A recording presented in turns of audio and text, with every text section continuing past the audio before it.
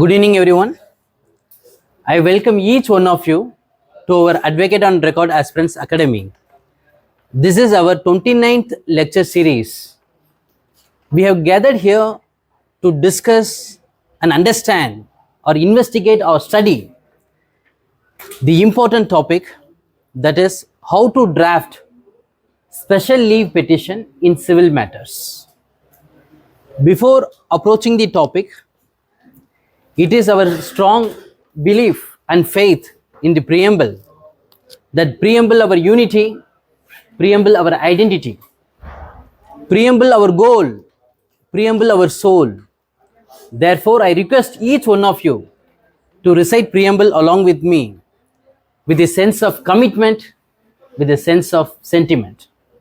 We, the people of India, having solemnly resolved to constitute India into a sovereign, socialist, secular, democratic republic, and to secure to all its citizens justice, social, economic, and political, liberty of thought, expression, belief, faith, and worship, equality of status and of opportunity, and to promote among them all fraternity, assuring the dignity of the individual and the unity and integrity of the nation. In our Constituent Assembly, this 26th day of November 1949, do hereby adopt, enact, and give to ourselves this Constitution. So the topic for today is how to draft special leave petition in civil matters. So to approach this topic, what are the ingredients, what are the aspects that we are going to study? For example, if you want to prepare a food dish at home, you generally go to the first, you will understand what is the dish that is to be prepared, and you will try to bring all those raw materials and see to that everything is available. Only then you will start cooking. Similarly, when you are approaching a particular topic, this is like a cooking only.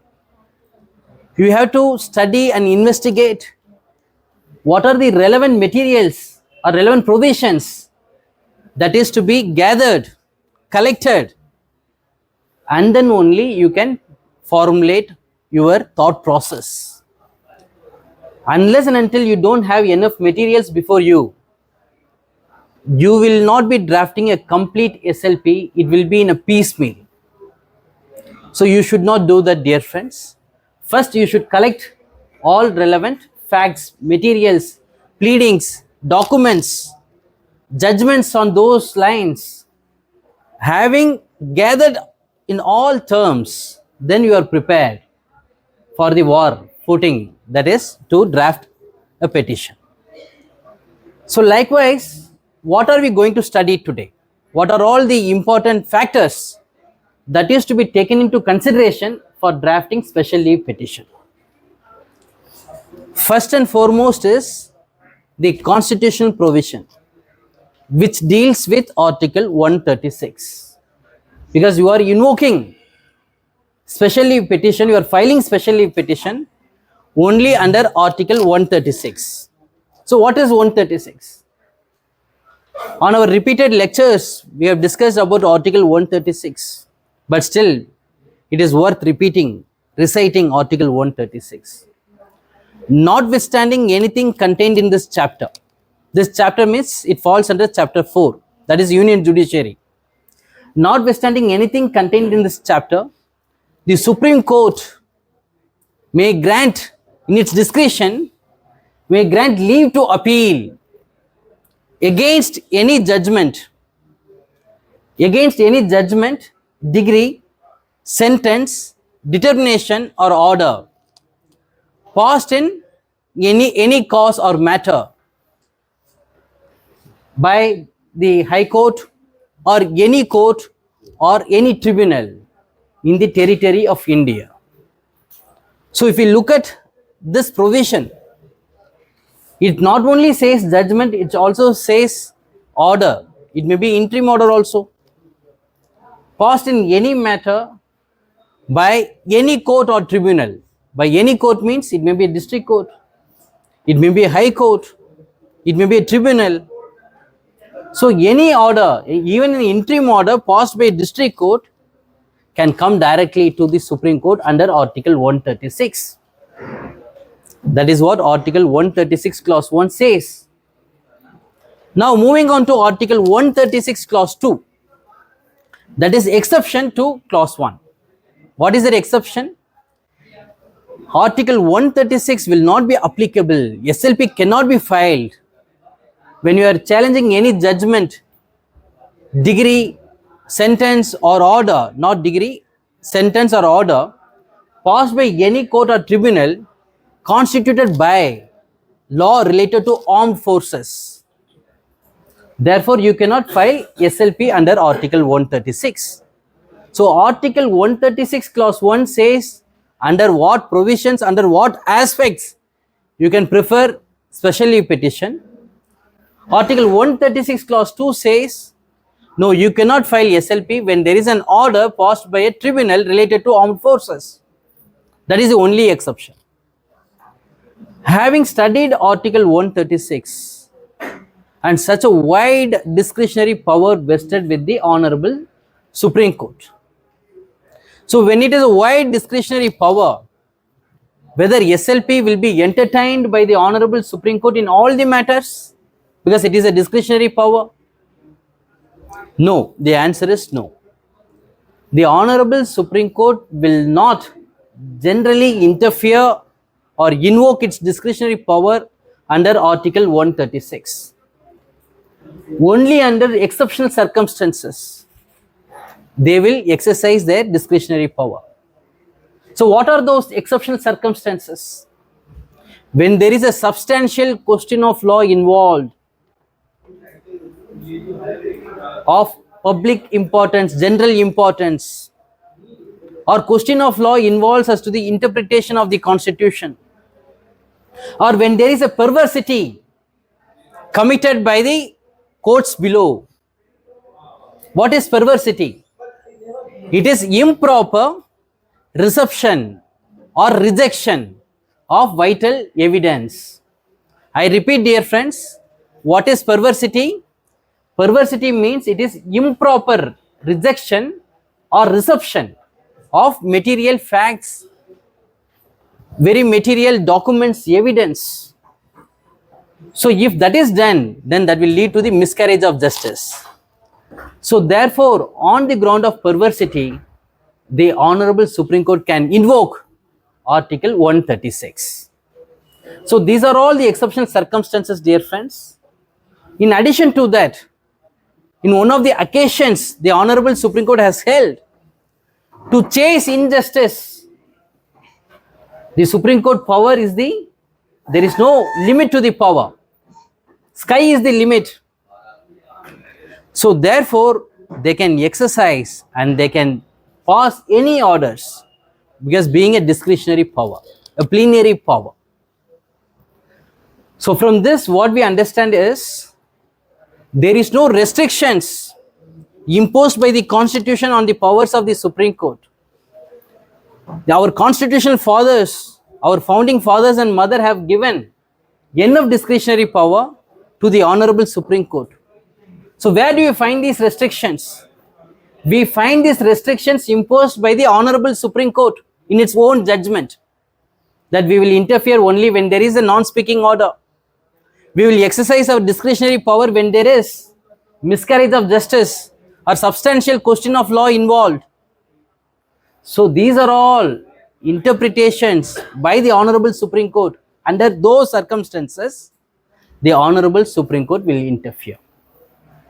So this is the scope of Article 136. Now coming to how do you draft the special leave petition, we are more particularly dealing with civil matters. There is a Supreme Court rules, dear friends, the Supreme Court rules 2013, very, very important. As far as the practice and procedure is concerned, drafting is concerned, and all the 4 subjects are concerned, this should be like our one of our gold medalists for Aor examination 2024, Miss Tanya Agarwal has said, always carry this Supreme Court rules with you. It is like a holy Bible for lawyers. So even when you get 5 minutes time, go through this, or 10 minutes time, you go through this. That was the reason why she has secured gold medalist, and she is a gold medalist. So therefore, dear friends, I request each one of you to go through this Supreme Court rules, because by virtue of the provisions given under the Constitution, under Article 145 Clause 1, the Supreme Court rules was framed. The latest rule is Supreme Court Rules 2013. So according to us, what is the procedure, or what is the relevant order which deals with our SLP? That is Order 21, Special Leave Petitions in Civil Matters. So how are we going to approach these rules? Order 21, Rule 1, and it goes up to Rule 15, dear friends. So I repeat, Order 21, from Rule 1 to Rule 15, it falls under Special Leave Petitions Civil. So I request each one of you to go through in detail at your convenient time. Due to paucity of time, I will be taking you to the relevant provisions which is required for drafting the SLP. So first and foremost is when we can approach Supreme Court by filing a special leave petition. There are under 2 ways. That is the first one. The first rule says about the way to approach the Supreme Court. There are 2 ways, dear friends, to approach Supreme Court. Firstly, whenever we come to the Supreme Court, we should be aggrieved out of the order. When there is an order or a judgment passed by the High Court, the losing party is an aggrieved party, and he moves an application before the concerned High Court, seeking leave, seeking the permission to grant a certificate under Article 134 capital A. What does it say, Article 134 capital A? The High Court issues a certificate when it is satisfied that it is a fit case to be decided by the Supreme Court, or whatever the conditions that are satisfied under Article 132 or Article 133 or Article 134. When those conditions are satisfied, the Honorable High Court will issue the certificate under Article 134 capital A. What is that Article 132? Article 132 deals with interpretation as to the Constitution. 133 is interpretation of any law, substantial question of law of general importance, as well as the Constitution also. 134 is with respect to the criminal matters. When an accused is acquitted by the trial court, but at the appellate stage, the High Court reverses the acquittal, not only reverses the acquittal but imposes capital punishment. That means it is a fit case to be decided by the Supreme Court. So therefore, under these conditions, a certificate is issued by the High Court under Article 134 capital A. So once certificate is issued, then it becomes a civil appeal or it becomes a criminal appeal, depends upon the nature of the matter.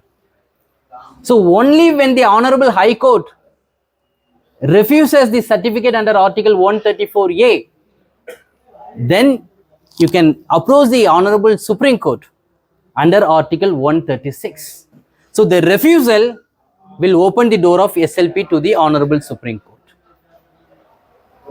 Only thing is, you have to state in your SLP or in your affidavit that why it was refused by the High Court.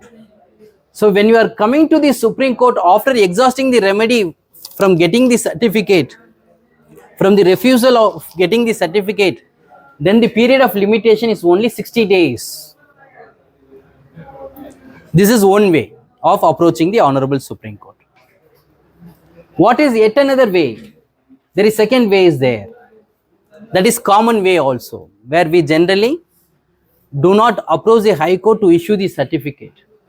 Once we are aggrieved by the High Court order, we directly file SLP under Article 136. The limitation is 90 days. So when you are exhausting a remedy, seeking a certificate from the High Court, it is 60 days. When you are coming directly to the Supreme Court without asking for a certificate, that means it is 90 days. So this is what rule number 1 says, dear friends. Let me read. Now we are going to dissect each rules by asking questions to ourselves. What does the rule says? What is the purpose of this rule? Then only we can understand. Don't blindly read, dear friends. When the rule is made, it is made with a purpose. There is some purpose behind making this rule. So therefore ask yourself, read that rule and frame the question and then answer it. You should see that each rule given under Order 21 is the answer. So where is the question? We need to frame the question. Now let me read the rule number 1 of Order 21. Where certificate of fitness to appeal to the court was refused in a case by the High Court, a petition for special leave to appeal to the court shall, subject to the provisions of section 4, 5, 12 and 14 of the Limitation Act, be lodged in the court within 60 days from the date of the order of refusal. Now they have seen in the court, lodged in the court. Which court? If you look at the definition clause, this court or the court, that means Supreme Court. There is a definition clause under Supreme Court rules. When the Supreme Court rules somewhere prescribes that the court, this court, it means refers to the Supreme Court. That is what the definition clause says. Within 60 days from the date of the order of refusal, and in any other case, so they are opening the second way also to approach the Supreme Court, that is within 90 days from the date of the judgment or order sought to be appealed from. So there are two ways. One is from the date of refusal of the order or granting a certificate by the High Court, you approach the Supreme Court. That is one way. Second way is you approach the Supreme Court directly without exhausting or without seeking a certificate. This is one way.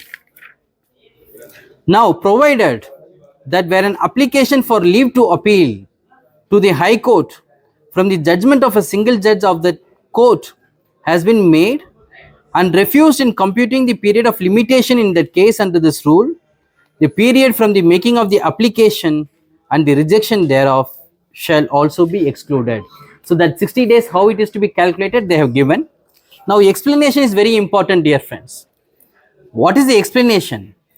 For the purpose of this rule, the expression order of refusal means the order refusing to grant the certificate under Article 134A of the Constitution, being a certificate of the nature referred to in Article 132, 133 of the Constitution on merits, and shall not include an order rejecting the application on the ground of limitation or on the ground that such an application is not maintainable. So meaning thereby, dear friends, they have given the meaning of order of refusal also. Order of refusal means the High Court refused to grant certificate under Article 134 capital A. But what is that meaning? The order may be refused. The High Court can refuse to grant the certificate even the application is not maintainable. Even the application is barred by limitation. If such being the position, it will not come within the definition of order of refusal. So when it is an order of refusal, then order of refusal means Article 132, that is interpretation of as to the Constitution, or 133, substantial question of law of general importance. When those ingredients are not fulfilled, then the High Court will say, I am refusing the certificate. If they are refusing the certificate on the ground of maintainability, it is not maintainable, or your application is barred by limitation, you are not preferred within particular time, that means it will not amount to the order of refusal.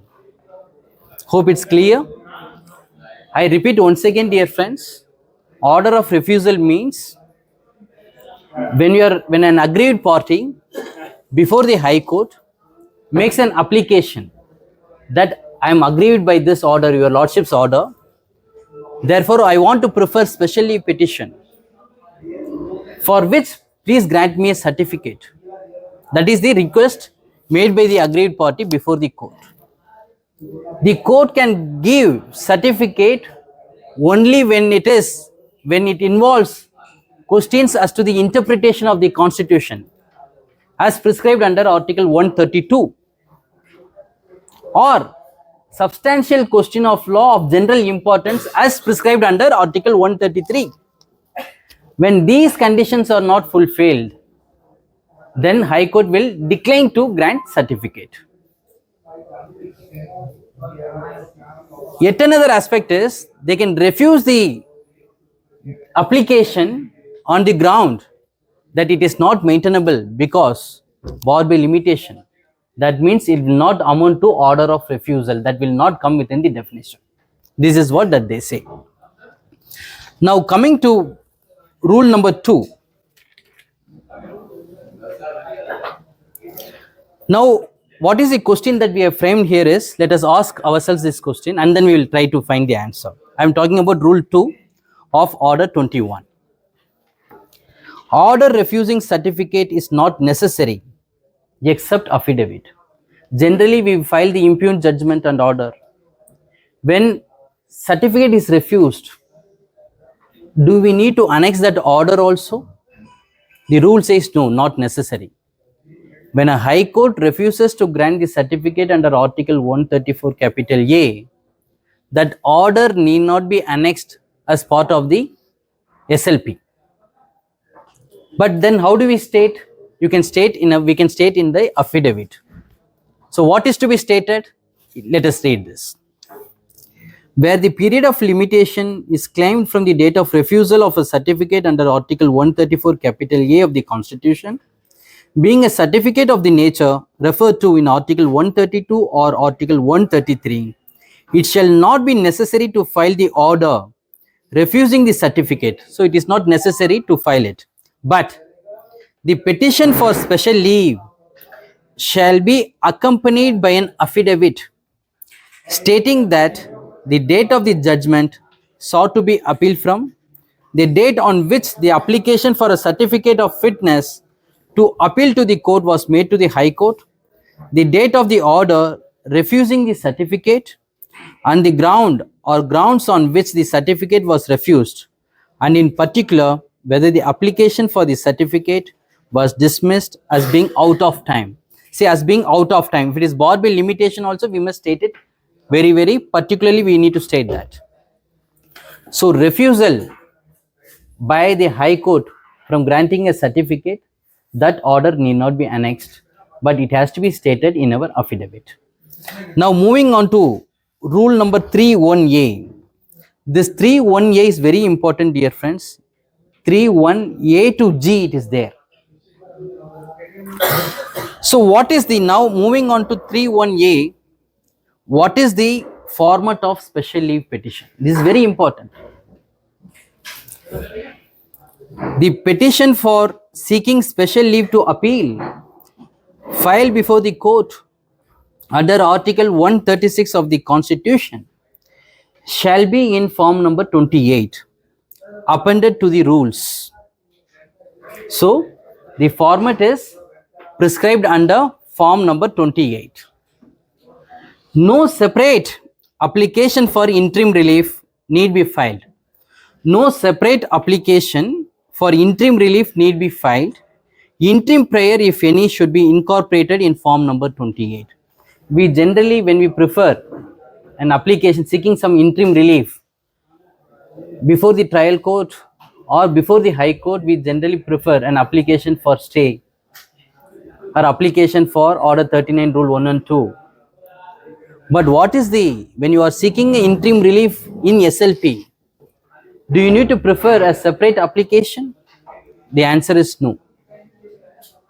Interim relief is a part of the SLP itself. So you need not prefer any separate application for interim relief. And second thing is, what is the format? Format is form number 28. This is very important.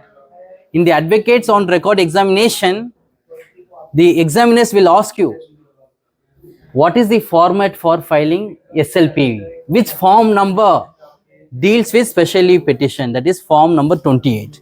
Now let me take you to form number 28, dear friends. Form number 28, where do you find that? It is appended to the rules itself. You have to see the index first. Form number 28 in the Supreme Court of India, Supreme Court Order 21 Rule 3(1)(a). Under this provision, we are filing our SLP. I repeat, Order 21 Rule 3(1)(a). Civil Appellate Jurisdiction. Special leave petition under Article 136 of the Constitution of India. First, special leave petition civil number, then memo of parties, then we will say to the Honorable the Chief Justice of India and his companion judges of the Supreme Court of India. The para number 1 deals with the petitioner approaches the Supreme Court against which order, passed by which court, and the case number also, and what is the effect of it, whether was it partly modified, was it dismissed, was it allowed. So we had to say the present special leave petition is filed against challenging the impugned final judgment and order dated so and so in case number so and so, whereby the Honorable High Court was pleased to dismiss the petition filed before the High Court. Therefore, the present SLP. So that should be the introduction. Because whenever you meet a new person, you will introduce yourself. What is your name? From where are you coming from?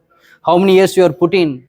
So likewise, you are introducing the SLP to the court, from which order you are aggrieved. And what is the effect of that order? Was it a dismissed or was it allowed? So everything we need to state in the paragraph number 1. Now paragraph number 2 and paragraph number 5 are the heart and soul. Question of law, questions of law. Number 2 is the questions of law. The following questions of law arise for consideration by this honorable court. So who will frame these questions of law? It is we, the lawyers, must read and understand the facts first, and what are the defects or perversity with respect to the facts are concerned, and then whether the honorable High Court or the trial court has gone against the well settled principle of law propounded by the honorable Supreme Court. So only after seeing everything we can say, for example, in one question of law we can say the particular right to privacy is a basic structure of the Constitution of India as held in Puttaswamy's case. But the Honorable High Court did not consider that right to privacy is a basic structure or is intrinsic under Article 21. Therefore, the Honorable High Court has gone against the law laid down by the Honorable Supreme Court. Or if you say, if you are formulating a question of law in Puttaswamy's case, as a lawyer, what we will say? Right to privacy is a natural right. It is inherent in the fundamental right. So, right to life and personal liberty guaranteed under Article 21. But Constitution came only in the year 1950. So, does it mean only by virtue of Article 21 we are all living and our personal liberty is being secured? Before that also people lived and they had right to life. So right to life and personal liberty came to be acknowledged. It is already a natural right, came to be acknowledged by part 3, that is fundamental right. So right to privacy is also a natural right. Though they have not expressly provided anywhere in the fundamental right, doesn't mean that you do not have the right to privacy. So therefore, how will we draft substantial question of law is, right to privacy is a natural right and it should be read into Article 21 of the Constitution of India. So you will frame a question whether right to privacy is a natural right or whether right to privacy is to be read into Article 21 of the Constitution of India, question mark. So whatever the questions that you ask under substantial question of law, you will be giving answers to those questions in your grounds. So when you're framing the question, doesn't mean that other party will give you the answers. It is we need to support our question of law by providing grounds with supporting materials. Now, Rule 3, para number 3, declaration in terms of Rule 3, Clause 2. The petitioner states that no other petition seeking leave to appeal has been filed by him against the impugned judgment and order. What does it mean? The petitioner states that no other petition, for example, SLP is dismissed. He prefers an SLP. That SLP is dismissed. Suppressing that material fact, he files yet another SLP, a second SLP, by not disclosing that previous SLP. So it can be done until we are satisfied with the outcome. We keep filing the cases. So therefore, they require a specific declaration in terms of Rule 3.2. Declaration in terms of Rule 5. The annexures produced along with the SLP are true copies of the pleadings documents which formed part of the records of the case in the court or tribunal below, against whose order the leave to appeal is sought for in this petition. So whatever the record below, whatever the plaint or written statement or the documents, evidence that was formed part of the courts below, that has to be filed along with the SLP. You cannot file anything new without the leave of the court. So that is what the declaration in terms of Rule 5. Now grounds. Leave to appeal is sought for on the following grounds. So whatever the substantial question of law that you have framed, you will be giving supporting grounds by saying that the particular provision says so. Constitution of India provides that Article 21 is considered to be heart and soul of the fundamental rights. Article 32 is the heart and soul of the Indian Constitution or the Constitution of India. But what is the heart and soul of the fundamental rights is Article 21. So Article 21 is very wide. Right to go abroad is a fundamental right. Right to live in a clean environment is a fundamental right. Right to sleep is a fundamental right. Right against handcuff is a fundamental right. So everything is read into Article 21 for the simple reason the citizen of the country, we the people of India, should have a dignified life as embedded in the preamble of the Constitution. So we will be supporting with those provisions and then with collecting materials, and we will be answering that yes, Article 21 guarantees right to privacy also. We all know Article 19 Clause 1A, right to freedom of speech and expression. But where do you find freedom of press? Freedom of press is pressed into Article 19 Clause 1A. It is read into it. So similarly, right to privacy is also read into it. Now, para number 6, grounds for interim relief.